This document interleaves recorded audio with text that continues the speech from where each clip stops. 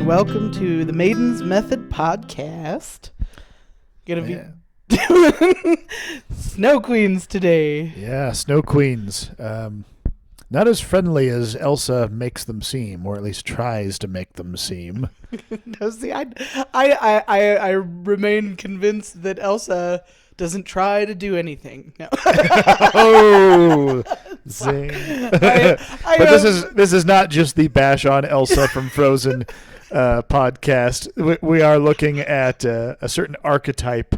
Basically, there in the Maiden's Method, there are three feminine threats, three primary feminine threats, which are the hag, which is very cannibalistic, like, you know, your witch in the woods who builds the candy house. Then you have the dragon, who's very destructive and vengeful and oftentimes hoarding, hides away a treasure somewhere, things like that.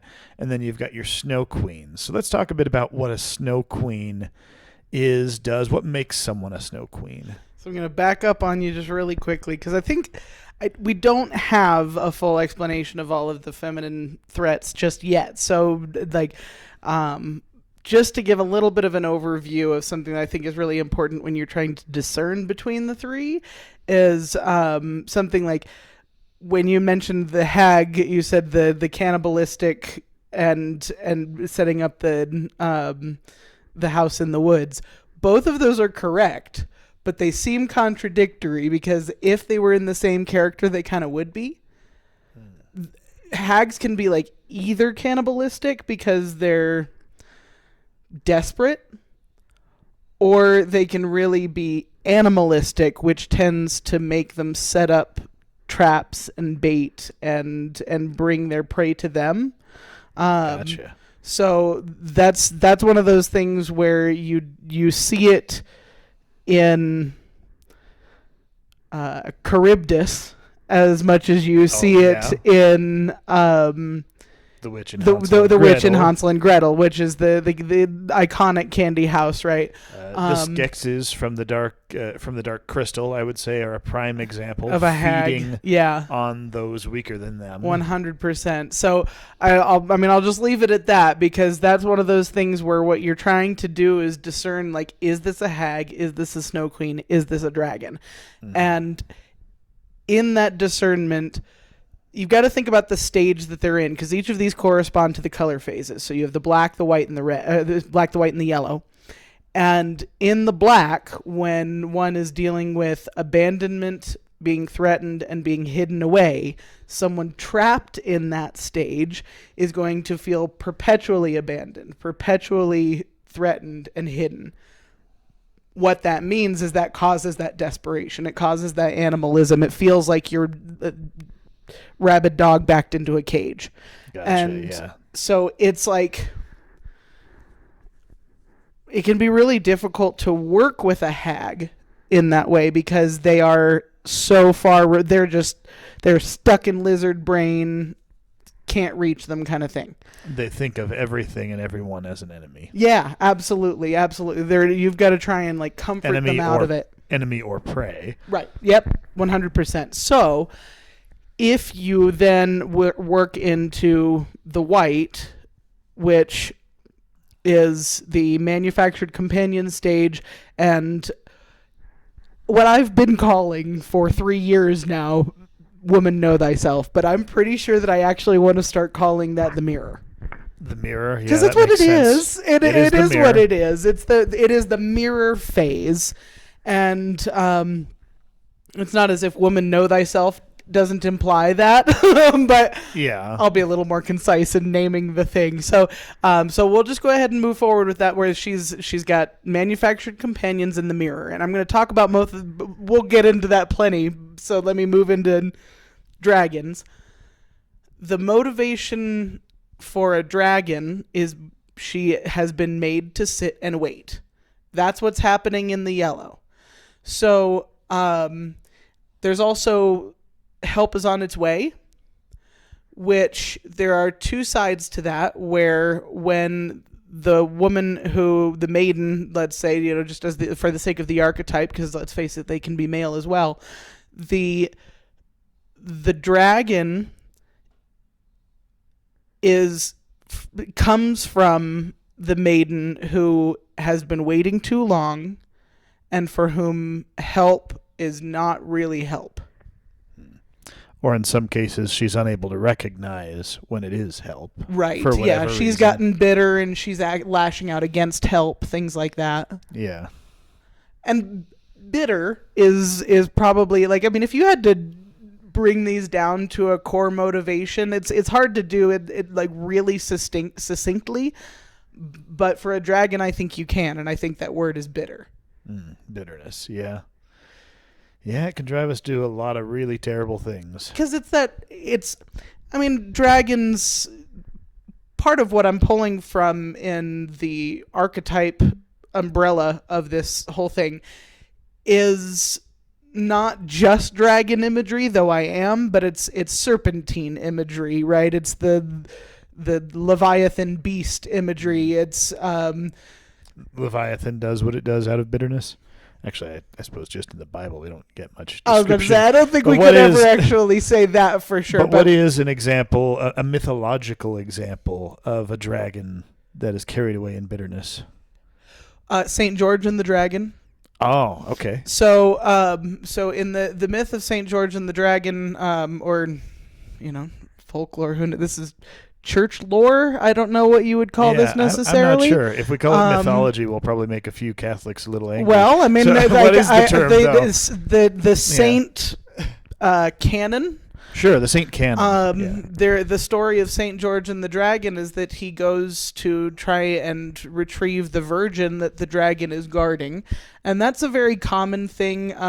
Ironically, not what I know from even as many actual old folklore stories, as much as I do know from C.S. Lewis saying, as you know, all dragons guard treasure. Yes. And then in The Hobbit, Smaug is guarding the treasure, and the big question would be why. Yeah, he's not spending it. Yeah, it's just kind of this thing that dragons do. Yeah, it's like hoarding something so that no one else can have it. That's definitely bitterness. Right, and so there's this element. There are stories of the dragon. Once the dragon dies, laying down specifically in the river to poison the water source of the town below. Yeah. Like, it's not enough to just steal the virgin. It's not enough to just have the treasure. You got to, like, take everyone out in your path along the way down. And so that's where a lot of the bitterness and poison comes from. Bitterness equates to poison, and poison more or less equates to serpent dragon. Yeah. Forgive me if you're more along the it's not poison, it's venom. I get it. But a hag uses poison. A dragon consumes poison and then becomes it. Right. Well, and that's sort of what we know of hatred and bitterness. It will destroy you from the inside. And that's the dragon. And this is quite a bit about the dragon, but we really should get back to the snow. That's fine. I know. I just want to be able to do it for the discernment, so that we can tell the three apart. Yeah, because that's what you're doing whenever you're analyzing one of these stories. You're saying, okay, which one is she? Yeah. And or so he in some cases, right, or it. Right, yeah, 100%. Yeah, many creatures and entities, things like that. Yeah. Sometimes it's the Matrix. And actually, okay, so that's a really good segue, I think, because when I say that a woman is threatened by femininity itself, which there are a few characters that do that more in modern stories when they're like,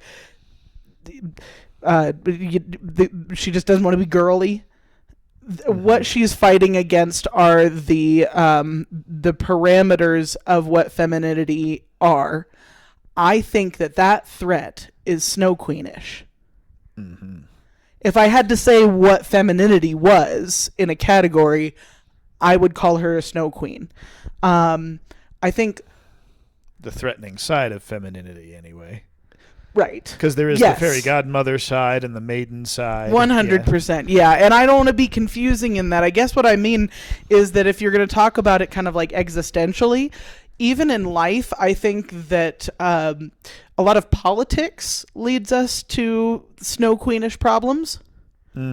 So, yeah, the idea of not just politics in the sense of who you're going to vote for, but politics in the sense of how do we as people interact with each other? What are the social rules?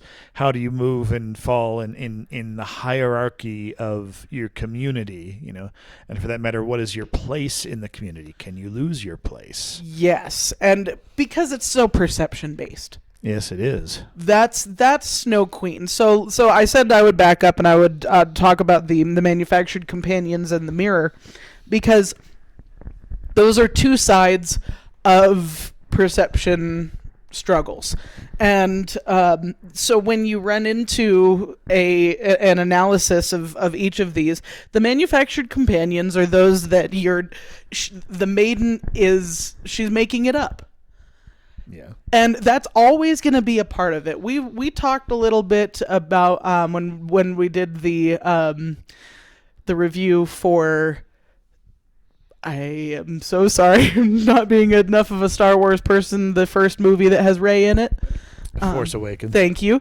So when there's some people listening who are like, but when we were talking about Rey and we were talking a little bit about BB-8, we had said something about like, is he a manufactured companion? Because he is manufactured, but she's not doing the manufacturing. That's true. And there's like one moment where she fixes his antenna, but I don't think that really counts. I guess, but in a way she manufactures him for the audience, because when he speaks, all we hear is beep, beep, whatever. But she hears words. Yeah, sure. And I think that would maybe be a little bit more valid if you could tell that she was like mistranslating him. See, though, I guess. Because her feminine, not necessarily her feminine threat, because there are a couple threats and different sides, and I won't go into that. You can watch the video I have on it. But I think what she's doing is she has made Finn into a manufactured companion. Oh, right. Because when she's lying to him, he is reacting to someone that she is not. Yeah.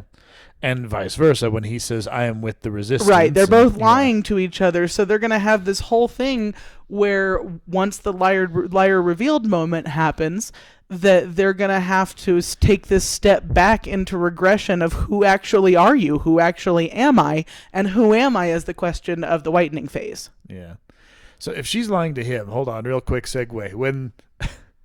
When she drops the door on the tentacles to get him free, and he's like, oh, the door! But she did it, but she says that was lucky. She just, you think she's lying about, the fact that she did something incredible there, and she's just letting him think he got away on his own? Yeah, I don't know. I mean, there are these things where I think that it might be just like on the one hand, of course, you could say in the script it's just a joke. Yeah, okay. But on the other hand, if there are people who get really good at lying to the point where they just lie because. Yeah. Yeah, there comes a certain point when it does become compulsive. Yeah, and they almost can't even help it anymore. And is this a common Snow Queen trait, to just totally constant compulsive lying? Yeah, absolutely, and maybe that's part of what Ray's dealing with. So, some Snow Queen tendencies. Yeah, 100%. Now,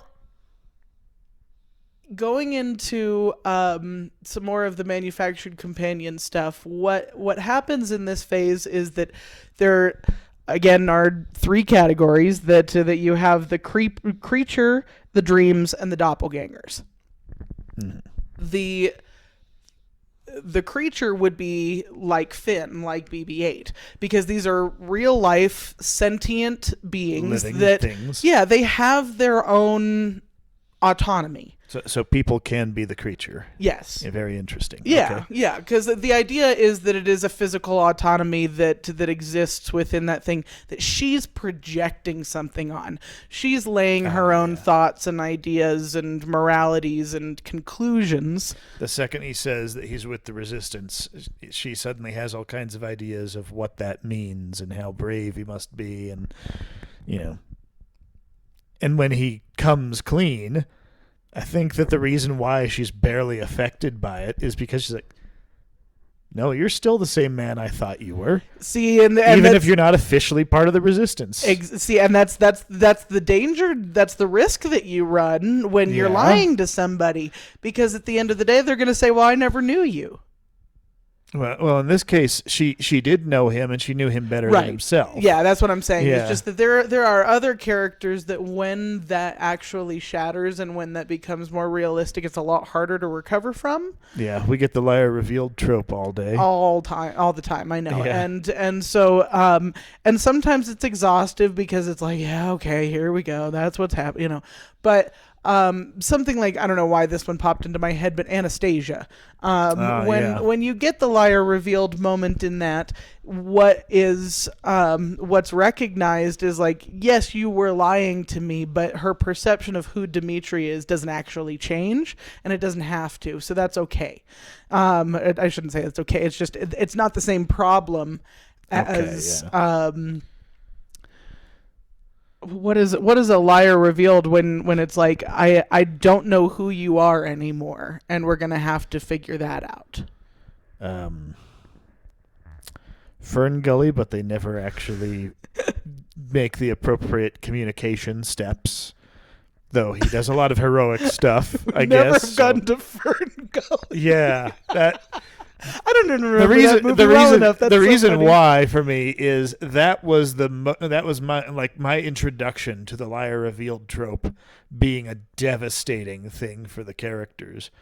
That that moment when they find out that the trees that he was marking were being marked to be cut down. It's such a shocking thing, of course, for these fairies. It's like the worst thing you could possibly do. So they're absolutely devastated by it, but at the same time, it's like, really,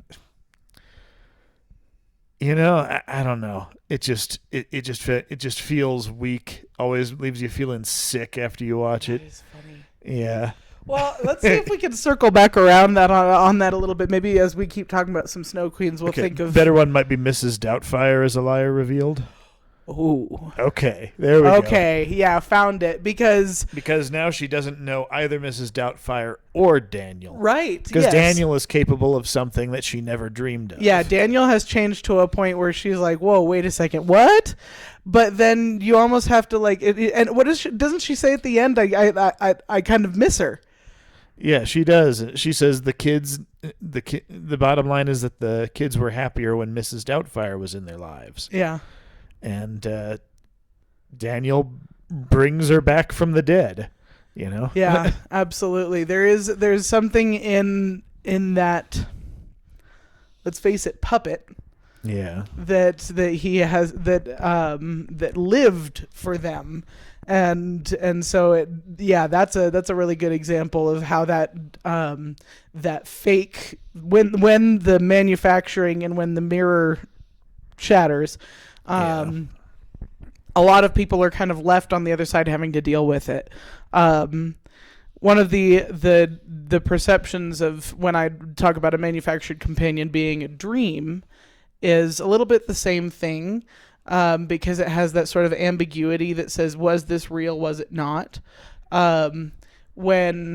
The classic one being when Dorothy goes to Oz. And you were there, and everything was better. Yeah, yeah, seriously. And Toto's still on the chopping block, and we can only hope things get better for Dorothy on the other side. Alice in Wonderland is a big, a big one for dreams being the, but also Cinderella with the fairy godmother. Because if you'd lost all your faith, I couldn't be here, and here I am. She in that way, she's a little bit of another manufactured companion, but one that actually has power. Yeah. Interesting. Which then again, later on, so do the mice. Yeah. I would put that more on the mice than the fairy godmother, but I guess I can see what you're saying.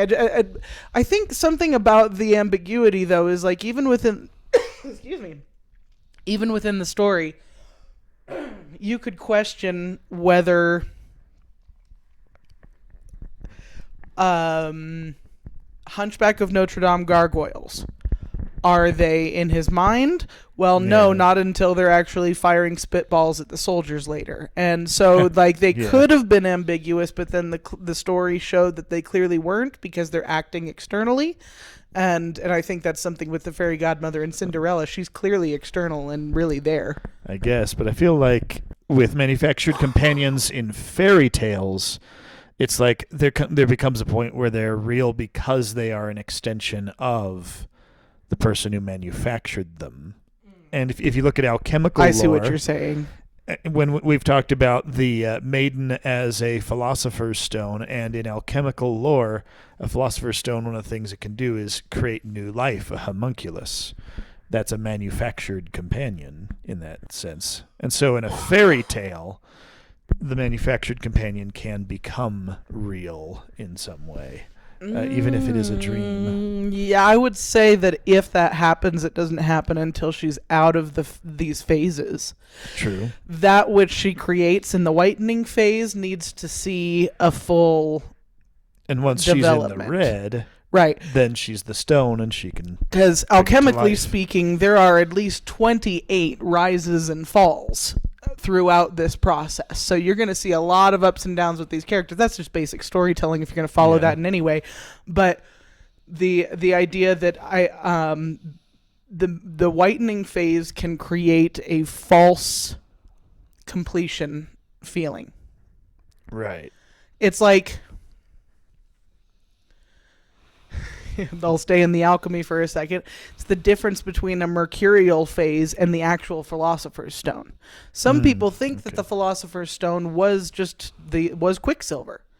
Yeah. And yet it's like, well, no, clearly Quicksilver is a part of this process that whatever the work and actually accomplishes, and that the magnum opus, when you reach that is going to be something for which the mercury, the Quicksilver, was the conduit that it represents.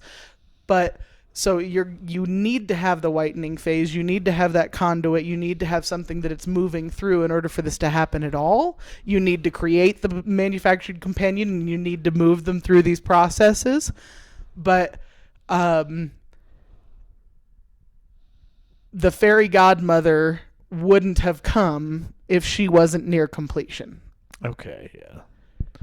Because she's that step toward the red. Because if she were so early in her steps as to have just created a manufactured companion, she wouldn't have confronted the mirror. She wouldn't have been made to wait. She wouldn't have had help. All of these other stages that need to happen before the rest didn't really get there. So...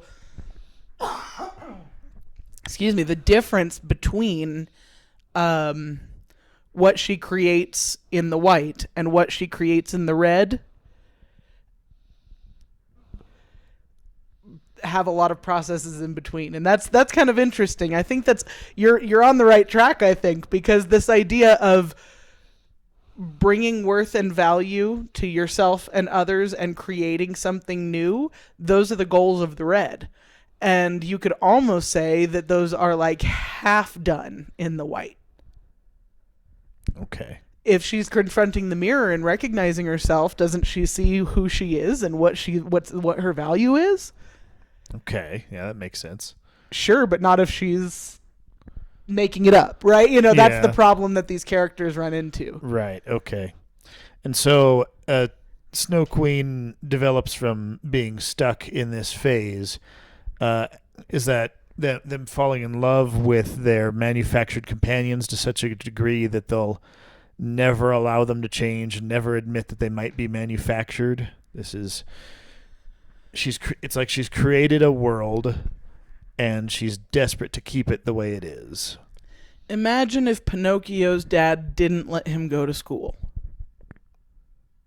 That's mean. Well, yeah, that's the kind of thing where it's like you create this magical little wooden boy, but then you don't let him have the opportunity to be a real boy. Yeah. Geppetto, I don't know why I called him Pinocchio's dad. I know his name. Geppetto. Giuseppe, yeah. That's right. Yeah, that's right. As if I said that name and people wouldn't know who I was talking about. When Geppetto gives him the opportunity to go out and become a real boy, that is him giving the autonomy to his manufactured companion that the manufactured companion needs to become real. If there is a maiden who has made something that she won't let have that autonomy, sometimes she can't. Sometimes that's the problem of the manufactured companion. If she's not projecting on it, if she's not dreaming it, if she's not being that fake thing, which is the doppelganger that we didn't get into, it's basically her just being a quasi version of herself. She looks a whole lot like her, but she's not her. So Ping from Mulan. Right. So there are things where any one of those problems, I shouldn't say problem, any one of those types of manufactured companions will not exist if she's not manufacturing them. Okay. So when something gets that autonomy, I would say that she probably that might be something worth identifying in the red. Yeah. So the mice getting the keys for Cinderella, that's definitely because we're in the red. Well, because that's technically the yellow, because that would be the help is on its way. Okay. But that is a big part of help is on its way, is that the manufactured companions, if they're creatures, okay, will probably be the ones coming to her aid. Think of it in the sense of like, I can't even think of a good story for this one off the top of my head, but a little girl who her dolls, she's playing house. Yeah. And I've got one, Alice scolding her kitten. Okay. When doesn't happen in the movie, but it's definitely in the book. It's absolutely, and it's oh, you silly thing, don't you know? And she gets fussy like a parent would be fussy over her. And so she kind of starts to, I can't remember the cat's name, but when she actually is acting that same way as if the cat is a child to be scolded in that moment, it doesn't mean that the cat out of its own volition can't do things that it does, but she's eventually going to grow to a point of maturity to recognize, like, that's not the way you scold a cat, because the cat is not this quasi baby. And so and maturity is what you gain in the yellow. That's what waiting is. That's what growing is. So by the time you get into that maturation, there's going to be a completely different perception of her manufactured companions, and they're going to be less manufactured by her because she will have gotten into a perception that is more real. That's what's happening throughout the White. So we had some characters that we wanted to go through as far as actually talking about Snow Queens. Yeah. I think we could maybe keep up some of these points as we do that. It's worth just going here for a second. I think I've kind of made this joke in more than one thing. I'm not a fan of Frozen. In fact, I love the music. I really do. Let's face it, it's beautiful music and it's powerful and it went viral for a reason. And I love singing those songs. But you have to admit, as with many Disney movies, if you look closely, there are some things where you go, what? Yeah, just as in the 90s we had Aladdin where he's the hero, Aladdin, then you stop and you watch it again as an adult and you think, this guy's kind of a jerk. I'm 100% he's convinced. Kind of a creep. This is a product of a streaming world. We have gotcha.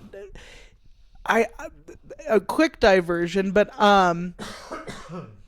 Mike Schur, when he went from writing on Saturday Night Live and then to The Office and then doing Parks and Recreation, he had a revelation when they were doing a Parks and Rec episode where Leslie lists all of the things that she's pro in one of her campaign videos.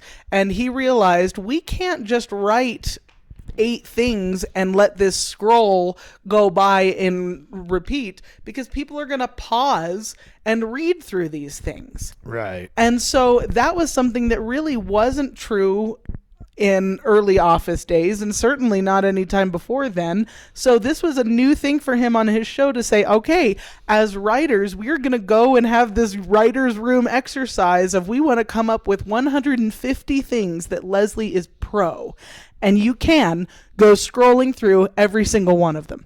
Because TV shows these days are being held to that level of scrutiny, yes. Which is why we stop and we look at characters in movies and we suddenly see them as problematic when we might not have seen that before. I mean, one for you guys out there, I recently have become disillusioned with Michael Keaton's Batman. You know why? Because he tells the Joker he's going to kill him, and then he does. And then in Batman Returns, he stuffs dynamite into the front of a guy's pants and then drops him in the sewer after grinning at him. This is not just a Batman who kills, it's a Batman who kills with glee. When I was a kid, I didn't think anything of it. Whatever, he's Batman, he won. As an adult, watching it again and with scrutiny, ruins the character. Yeah, you're like, that's not him. That's not Batman. Like, and so for a lot of these modern characters, the ones that kids don't have a problem with, but adults might, a lot of times it is because we've subjected them to that higher level of scrutiny. And subjecting Elsa to a higher level of scrutiny, she doesn't hold up to it. No, she doesn't. And I think that's kind of the full sympathy. You and I, as writers, 100% get that it's not fair, the scrutiny that some of these projects get. Yes. However, they could have caught these. Yeah, some of them, yeah. With how many people are working on these and how many rounds it has to go through. Yeah, certainly a lot of these they could have caught. I am convinced that I will watch a documentary someday on Frozen, and they're going to confirm this for me, that, well, Frozen really was quite a different movie when it began. And they found that once they wrote the songs, they had all of these wonderful songs that they wanted to use, and yet the story underwent quite a few rewrites. Like, I know that line is going to come out somewhere because you can see it. You can see it. The reason the songs are fantastic, but the movie is mediocre, is because the movie does not match the tone or even the story that they set up in the first song of the first 5 seconds of the movie. Like, it's Beware the Frozen Heart. Yes. Yeah. Because there is nothing. Anyway, I could rant and rave about. I will one of these days do a completely different rant about Frozen. Yeah. Before I go off on that tangent, I will stop myself just to say, Elsa embodies a snow queen. Obviously. Yeah, I was about to say, like, not just because she is a queen. And even that the tale is literally the Snow Queen retold as Frozen, just as Tangled was Rapunzel. Tangled is a lot more Rapunzel. See, I know they strayed from it quite a bit, but in the same way that the movie Pocahontas is based on Pocahontas. Okay, that's a closer analogy. In the same way Frozen is based on the Hans Christian Andersen Snow Queen. Like, someone said the word Snow Queen and they went, I've got a story about that.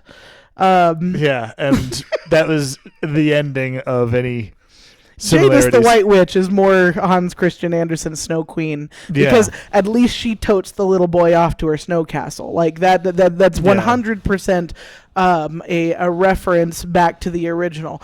But And again, why I think that Frozen's story underwent some really weird changes that the whole movie just does not justify.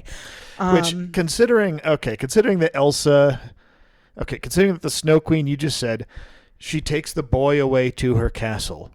They wanted to do a feminist story with Frozen, and I understand why. Wouldn't it have made a lot more sense to have the princess have to rescue the boy from the... Which is exactly what happens. Yes. Gerda has to go rescue... Kay. Kay, thank you. And I understand, maybe they want to make them a little older, young adults, but okay, then have it be a young man who's captured by the Snow Queen. Yeah. And then the princess goes and rescues him. Yeah, I know. They did something weird there. Anyway, it is something where what happens with Elsa in the archetypal Maiden's Method progress is that she is threatened by this power. She is perceiving herself as a possible threat, which she is. She has threatened the safety of Anna, and so she's hidden away by her parents, and then when they die, that abandonment leaves her to keep herself hidden away with the echoing repetition of her father's words to say, conceal, don't feel, don't let it show.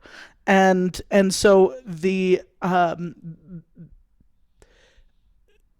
she would be a hag if she weren't basically halfway connected to Anna in a way, but then we see her manufactured companions come through Olaf and the big scary guy. Marshmallow. I think that's how he's listed that in the will credits. never not be funny.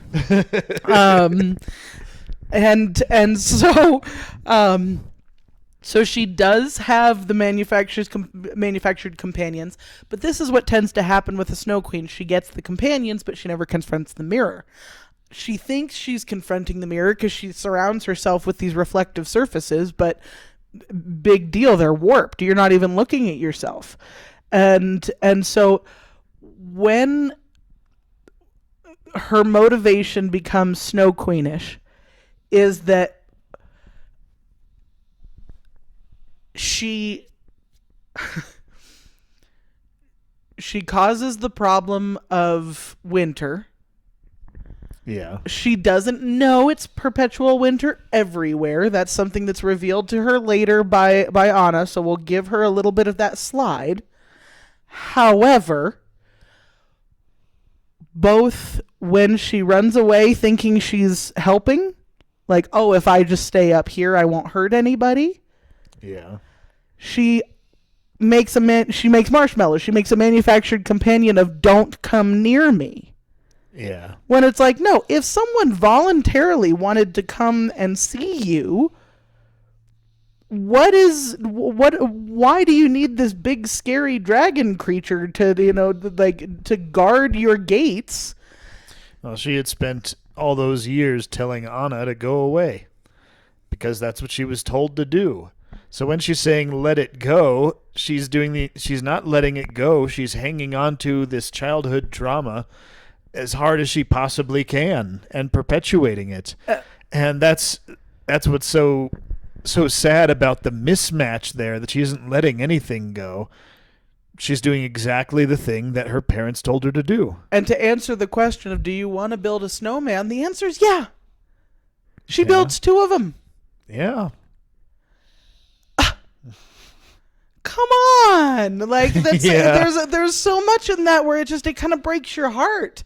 And I think that's what's so frustrating about it is that they don't give the frozen heart problem except in weird contradicted hints to and they give Elsa. And then they give the frozen heart to Anna. Right. But she's not the one whose heart's frozen. No. Go ahead and have a story where you're going to thaw the Snow Queen's frozen heart, which is a beautiful idea, but don't make it now she's been hit by magic powers, and through absolutely no fault of her own, her heart is freezing. See, and that's once again, that's not a fairy tale. Through this weird lash out moment of accidental ice shards, I'm gonna hit my sister. Oops. That is not the same story as the Hans Christian Andersen Snow Queen, when a goblin creates a magical mirror that decides that everything when you look into it, you see the worst version of that reflection come back. Well, then the mirror shatters into 1,000 pieces, and those pieces fly throughout the world and embed themselves in people's eyes and in people's hearts, and it causes them to start to see the worst in everything. And that's what happens to Kay, and that's why he gets toted off by the Snow Queen, and that's what Gerda has to go and save him from. Yeah. That's such a better story. Yeah. Like, so when you have this weird element of that remnant come back into the story of Frozen, where she has this shard fly into her heart, it doesn't make her see anything as ugly. It just makes her cold. Like physically cold, not even emotionally cold. Right. She's it's more superhero movie than fairy tale. Yeah, it's really weird. Yeah. It's really weird. The more you pick it apart, the more frustrated I get. I can't. I mean, look, so when it comes to the Snow Queen aspects, I don't think that Elsa is even really the best example, because what happens is that she never confronts the mirror. Yeah. She doesn't learn anything. They just become okay with the fact that she's stuck in the beginning of the Whitening Phase. As long as she says she's letting it go, we're all going to believe it. Yeah, and I think what Elsa would need, not to say that individuals need this by any means, but from a writing perspective, what we would need in order to bring Elsa, to be able to bring Elsa to a place where she truly reforms and she understands things and she grows as a person just really in a natural way, would be to have her in a situation where someone else had power over her. We see that a little bit, like just barely with Prince Hans, but the thing is, if you look at all the other both heroes and maidens of pretty much any fairy tale ever, the hero or the maiden has some special thing about them that makes them in some way powerful in the world, but there's always someone who's bigger, at least at first. And then the hero or the maiden or some combination of both will vanquish that hero. In Aladdin, you have Jafar. Right. In Beauty and the Beast, you have Gaston, who, sure, the Beast is more physically powerful, but Gaston has the support of the whole community. And guns. A blunderbuss that apparently fires several shots. That's pretty terrifying for 1500s France. This poor provincial town. Yeah. Well, and I think that's ultimately in some ways an aspect of ourselves that we need to understand when we're confronting the mirror. We need to realize that the power, the ability, the potential we have within us, but we also need to realize that there's always someone out there who is tougher, who is more resilient, who has more resources, who has more potential, and that person could very well be an enemy in some ways, or otherwise a hindrance. And that's going to be a big part of like when the feminine threat rears more severely. That stage is going to be. Which doesn't really happen for Elsa. No, it doesn't. Happens for Anna. Well, because Elsa kind of is the threat. Yeah, she is the feminine threat, and she's killing her sister without meaning to. Right. So when it rears more severely, that's when she's coming back, and don't you know you need to come back, and they have the reprise and this and that and the other. But it's when there is a revisitation of that threat, and you see that it's either gotten bigger or it's gotten harsher. It's makes me think of Ever After. Oh yes. Where the not so much in Snow Queen territory because she's more of a dragon, but the evil stepmother, right? But there's a really good example of the threat rearing more severely in that movie, because there's isn't there even one moment in all these years where you loved me at all? And she's, how could anybody love a pebble in their shoe? And that is, and because the threat that she feels she has wanted nothing but to be a daughter in the household with her mother. Yeah. Like, is that so hard? Is that so hard? And you get this moment, like this belief that even for a second, if she were like, don't you want me here? Don't you want me to help you? I could still be, I can help. I can be this person. Like when you're eager to be a servant and an assistant and a good daughter and to care for the home and to make sure, because let's face it, Cinderella, the thing that everybody is like, why doesn't she just leave? It's like, okay, I don't think you understand what it meant to have an estate. Let's go talk about Downton Abbey and whether or not the kids are just gonna leave. Yeah, and for that matter, just the idea of this is the last family she has left. This is the only chance she has. Where's she gonna go? What's she gonna do? Yeah, and that's certainly big for the times. But I think it's even more relatable to today to think about it in terms of this is who she knows. Right. This life is something that she's lived since she was a small child. And when you're a small child, those are your formative years where you're learning about how the world works. There may be a degree to which she may not fully even realize how bad it is until she goes out and she experiences something else. Precisely. And that's something where it's like, okay, are you really going to falter? Are you really going to think it's so like pathetic or foolish for her to try again, maybe to fit in here? Yeah. Is that not something that we can relate to, of just like, was there even one moment ever when you could have loved me? And for the answer to be so harshly no. Yeah. How especially could when I? that we can kind of tell from watching the movie that isn't entirely true. Her stepmother could have chosen to love her. She's such there's a horrendous literally woman. a moment where she's like, where they're doing each other's hair or something, and she looks in her face and says that she sees so much of her father in her. And there's so much affection in her voice when she says it.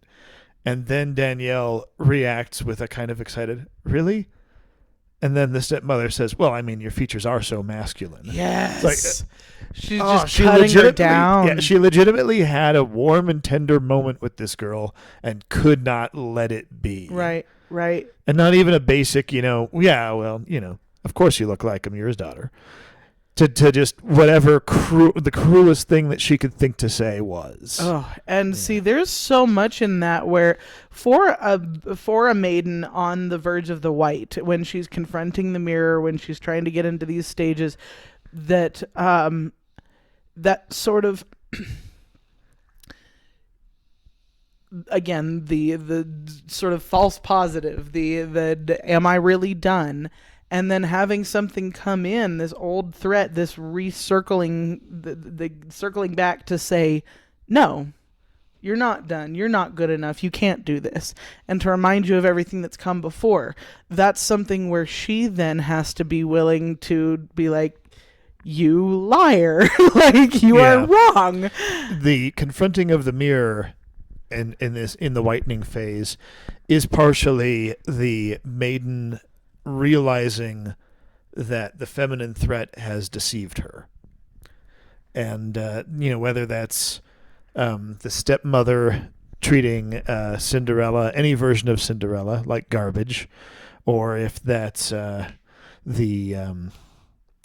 White comes next. But again, that's the stepmother treating the maiden like garbage and turning her into a servant in the castle. Literally the same situation. Entangled. Yeah. When she realizes the lies that she's been made to believe, if I may do a self-plug in Third Genesis, it's the moment Emblem realizes that the false gods have been, that they are in fact false. Yeah. Oh, yeah. Yeah, and the destiny that they had set up for her was not really one of heroism, right. just of martyrdom. Right. And, so you put yourself behind a purpose and an idea and a motivation, and to realize that that's not... I think it's a little bit like a religious existential crisis. Well, yeah. Like there's something of you had a drive and a purpose and a motivation for your life that all of a sudden it's like, nope. I think someone who thought they had a happy marriage that ends in a sudden divorce or in infidelity or something that can really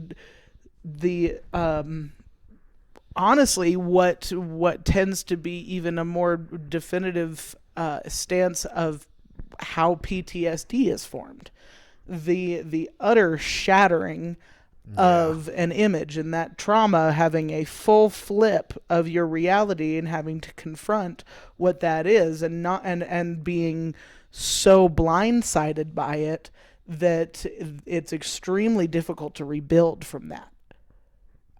Yeah. So any one of these characters that run into a confrontation with the self makes me think of Don Quixote, because I would say that I've used the phrase that when you're confronting the mirror, when the maiden is confronting the mirror, that she is discovering which side of the mirror she's truly on. And what I mean by that is a sort of Alice through the looking glass type thing, where when she is in Underland, she might be learning something about herself, but that's not who she really is. She has to go back through and recognize, well, this is reality, this is who I am, and this is the side of the mirror that I'm on. So when there is a shattering of the mirror, that someone else shatters the mirror for the maiden, that's something that happens in the musical version of with Man of La Mancha, that Don Quixote has the confrontation with the Knight of Mirrors. Yeah, that makes him realize that he's not the gallant knight in a magic helmet that he thought he was. He's an old man wearing a shaving basin on his head. Right. You're a fraud, you're a fake, you're a goofball, you're a crazy person, and none of those things are the knight that he thought he was, and he doesn't recover from that. Doesn't he though? Like in the final song, he starts singing again. I, Don Quixote. Yes, yeah. I mean in a sort of like walk to a righteous ending sort of way, but the confrontation is what kills him. Yeah. Don Quixote is probably the most benevolent snow queen of all time. Well, yeah, no kidding. Yeah, exactly. I mean, that's not to say he doesn't do. That's not to say he doesn't do harm, though. He does rob a guy of his shaving basin at sword point. Well, and yeah, exactly. It's not like he's not harming somebody. It is more that I mean, of course, to each his Dulcinea. Is it doing more harm than good? Is it doing more good than harm? Life as it is and not as it should be, and so that sort of the question of cost-benefit analysis is that story, which is, I think, fair if you're going to be doing an analysis or trying to write a character or develop a character of how your Snow Queen is going to move through each of these phases, because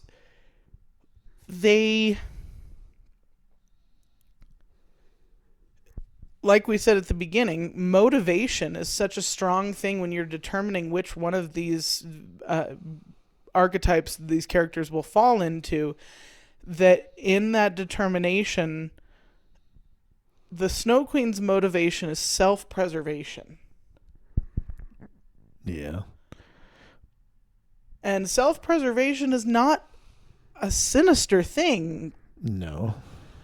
But if you're doing it at this cost-benefit analysis to the detriment of others for the sake of your own self-preservation, and not even preservation of life, but preservation of your own self-perception and self-need and self-care, and some of that can be very threatening to the people around you. Self-image. Right. Yeah. I do want to talk a little bit about Rebecca from Ted Lasso. Yes, Rebecca Welton. In a weird way, I think they drop out of the Maiden's Method stuff in season 1. With her, you mean? Yeah. Yeah. Which is fine, because they lean into it great, and it's, I mean, not like they're leaning into the Maiden's Method. Clearly they're not doing that. They don't know it. But the what is so strongly seen in the archetypes is right there up until I think it's like episode 7 when when she sings "Let It Go." Yeah, and she actually lets it go. Yeah, and then suddenly she's the one comforting Ted when he's having a hard time. Yeah, exactly. Like she becomes a helper scene, in that suddenly moment. She's ready to help someone else. It's huge, absolutely. And so what's happening there, I think, with Rebecca's storyline is that I've talked about how when one reaches the yellowing phase, it can feel like a re-abandonment. Yeah. And I think that's kind of why dragons and hags tend to be very difficult to discern from one another, because they can have a lot of the same motivations. But but the difference tends to be this cyclical pattern of, do they have manufactured companions? Are they using them as minions? Are they trying to, is there self-preservation? Because that's basically the only motive of a hag. Or are they have no interest in self-preservation? They just want to destroy. And that's basically the idea of a dragon. So when you have Rebecca, who probably thought she was done. She was happily, quote unquote, married, quote unquote, happily married to Rupert, at least for a period of time. Happy enough to marry him, right? So there was somewhere down the line, she probably thought she was going to be married with a family, and that illusion was broken for her in the reality of his affairs and his divorces. So she is lurched back into almost where she does this really quick, like any story, the abandonment tends to be the premise. Yeah. That's where we see that's the whole reason Ted is there, is because she was abandoned, threatened, hidden away, and now what she's done is she's concocted this plan to tank the team and make Rupert suffer for it. But it's a really weird, elaborate, complicated way of doing it. Yeah. and so it's almost like she is a hag that we see moving into Snow Queen phase that is playing around with dragon opportunities, but she never really gets there. Interesting. So I think most of her story is white. I think most of it is Snow Queen. It almost feels like, because we get the whole thing about her goddaughter, I guess. Mm-hmm.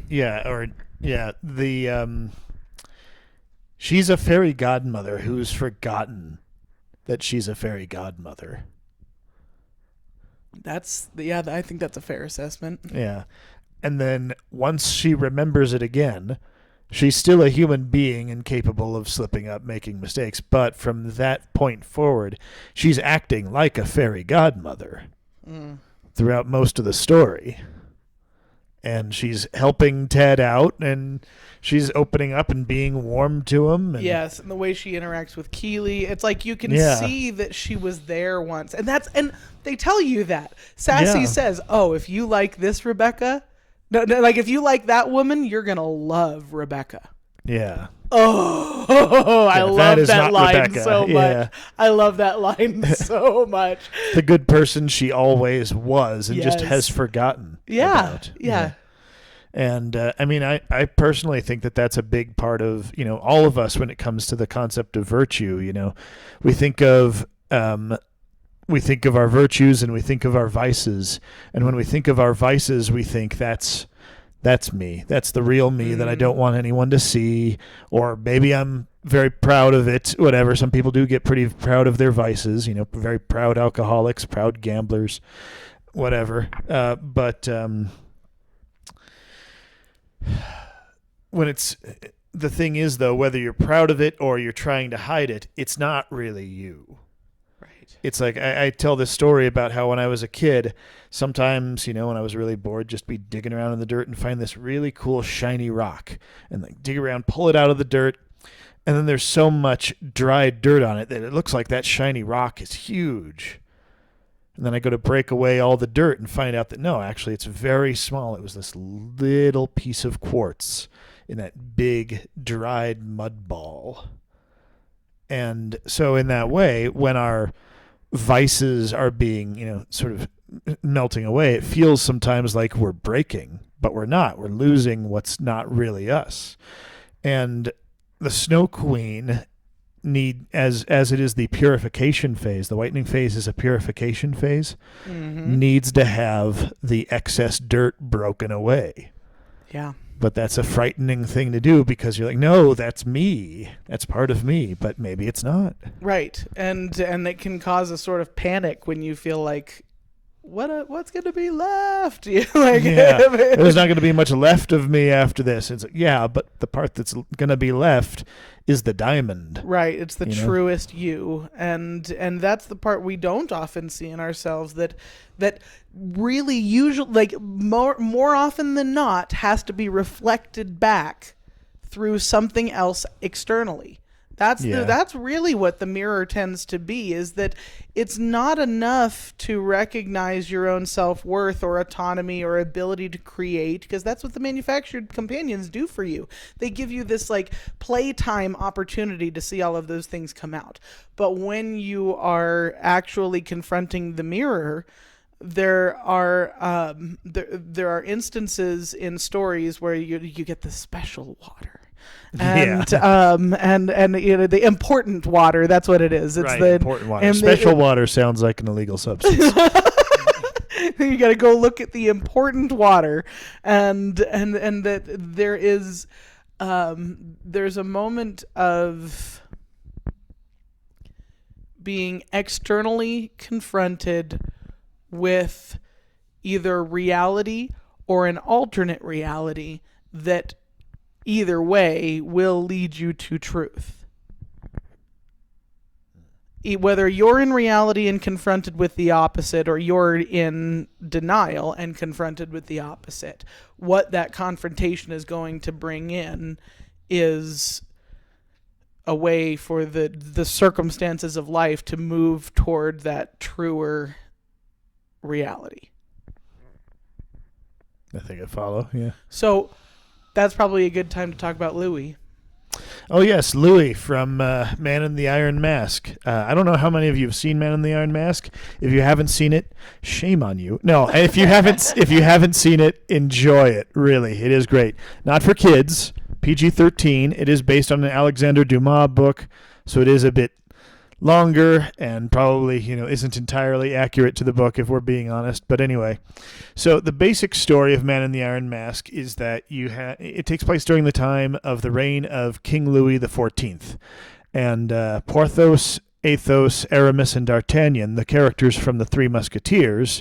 Yes, I know there are four of them, but, I didn't write the book. Anyway, those four are kind of older and retired. Most of them are retired. D'Artagnan, the youngest of them, is he's now head of the king's bodyguards. He's protecting Louis XIV. And I guess this is a little bit spoiler alert, but the movie's old enough to where, honestly, I don't feel bad about that. King Louis has a twin brother that he has locked up in the Bastille wearing an iron mask, so that'll never be a threat to his power. Aramis, one of the four musketeers, who's now a priest, he knows all about it, and when they decide that King Louis has been too tyrannical, they take the guy out of the prison and out of the mask and come up with a plot to replace King Louis with his twin brother. So King Louis is a snow queen there are a couple of things that tip us off to this.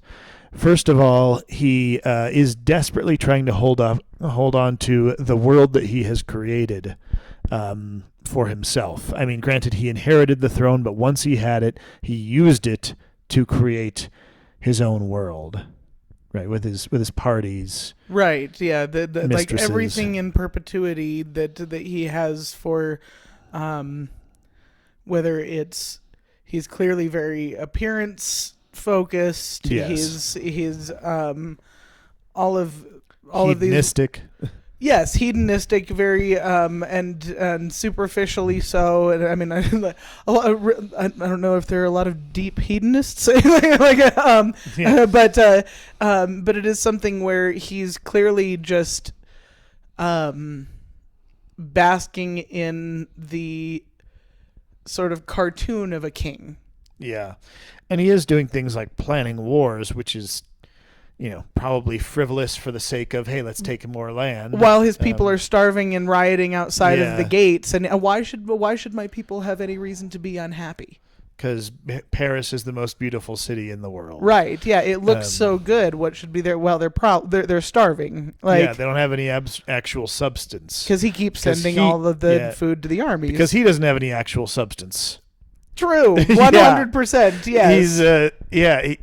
He's caught up in the trappings of being king and getting things his way, and he's not even all that cautious about his life. Like when D'Artagnan comes up to him earlier in the movie and says, "You didn't reveal to me your plans for this pig chase event you have going on at your party."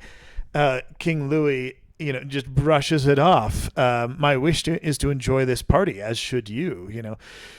And then, sure enough, someone tries to kill him because he didn't tell the captain of his bodyguards everything that was going on. Yeah.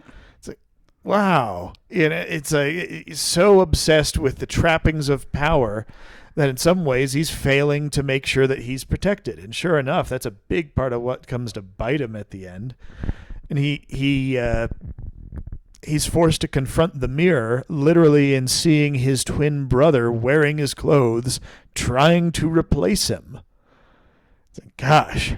And then it's fully completed, the full transformation into it, when he's put into the Iron Mask himself. Right. This is your real confrontation from the mirror. You did this to your twin brother. You did this to yourself. Yeah. Right. Yeah. Right. Yeah. There's another half of you that it's kind of Dorian Gray in that sense, like that.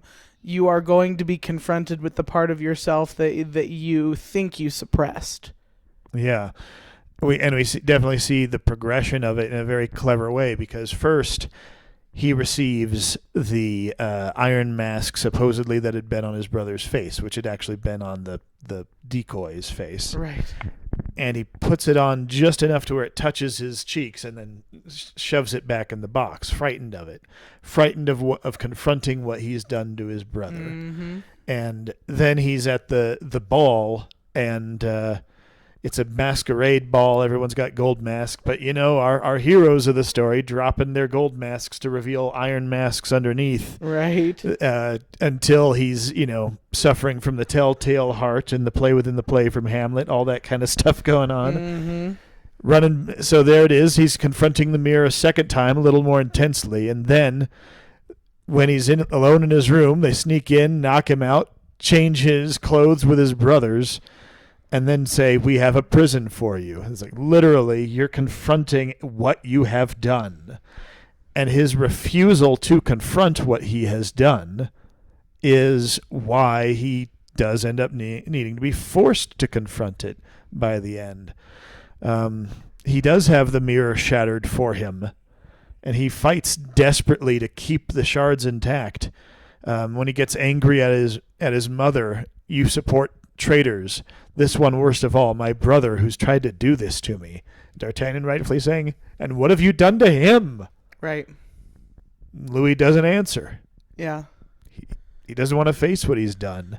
You want loyalty, But to what? You have no substance.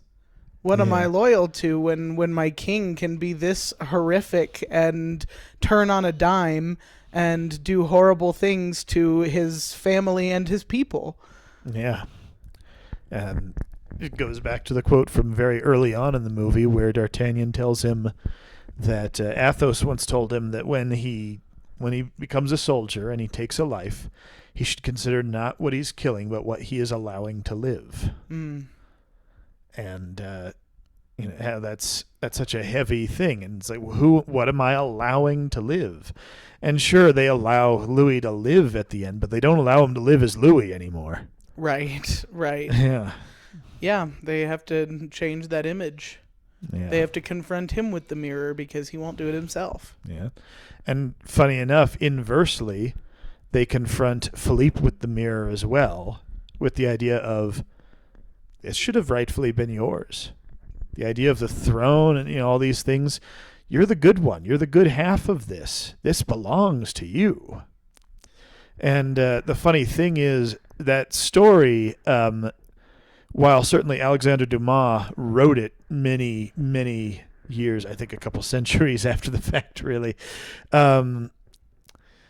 it comes in part from legends and rumors, even as it says at the beginning of the movie. Part of this is legend, where there was a weird time in King Louis's life where he'd been acting one way for a long time and just driving everyone crazy, and then all of a sudden just started behaving better around people and being more polite, and they couldn't figure out why. And so the sort of romanticism of why could that be? Maybe it's not even really him. Yeah, maybe we got switched out for somebody else here. Which, more plausible in a world where everyone's wearing makeup and wigs. Well, and honestly, in an existential way, is kind of cynical and sad, because it's like, what, a person can't change?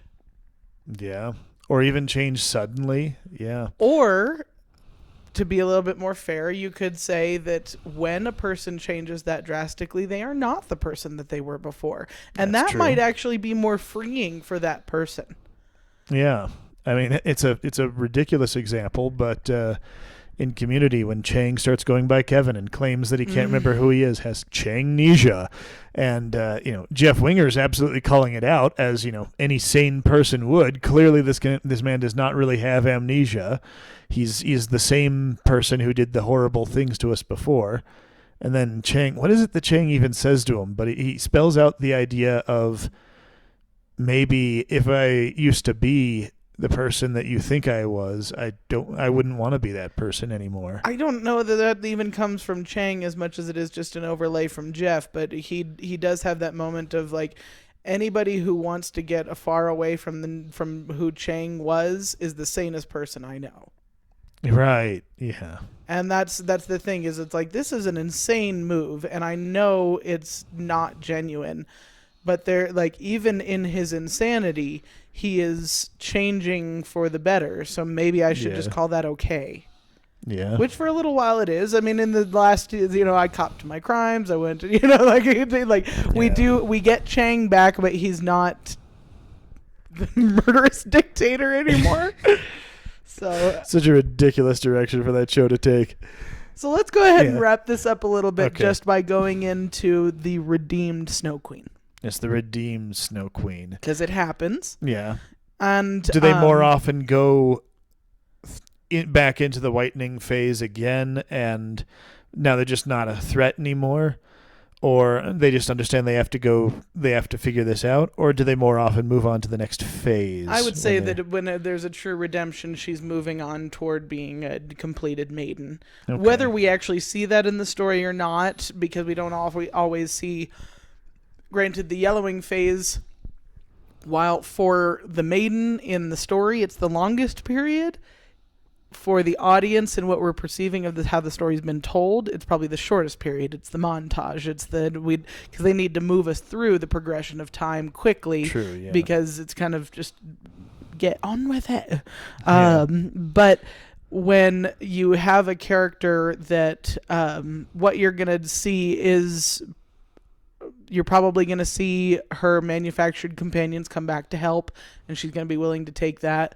You're going to see her knowing who she is and utilizing that a little bit more for a realistic and toward progress and to be able to assist others and move toward some of the yellow, the blue of the fairy godmother phase, so that you can assume that the red phase is in her future, even if you never see that. You can like see the trajectory on that path.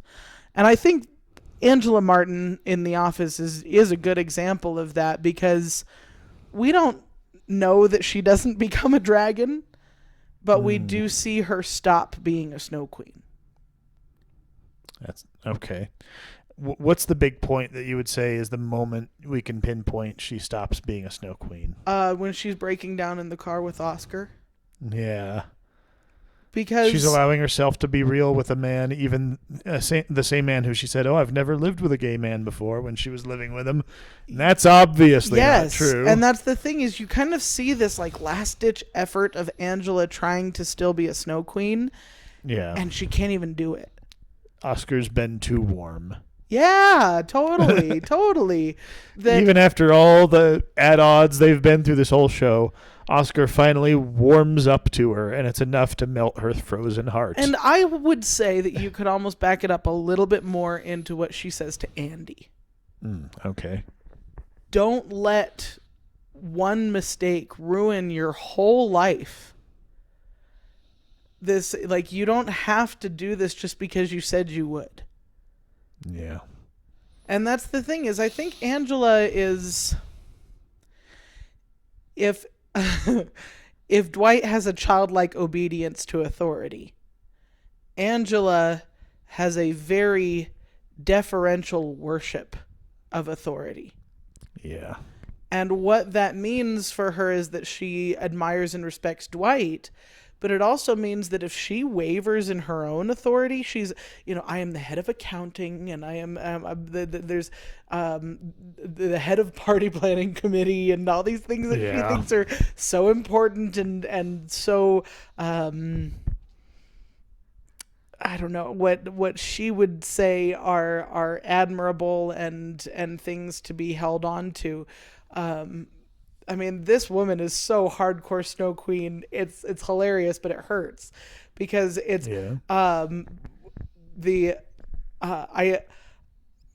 what is it? I have a large down comforter. I read a chapter of a book and it's lights out by 8:30. That's how I sleep at night.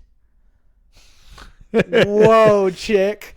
There's even a deleted scene where she's talking about she's like, I have a fiance and I have a man that I sleep with.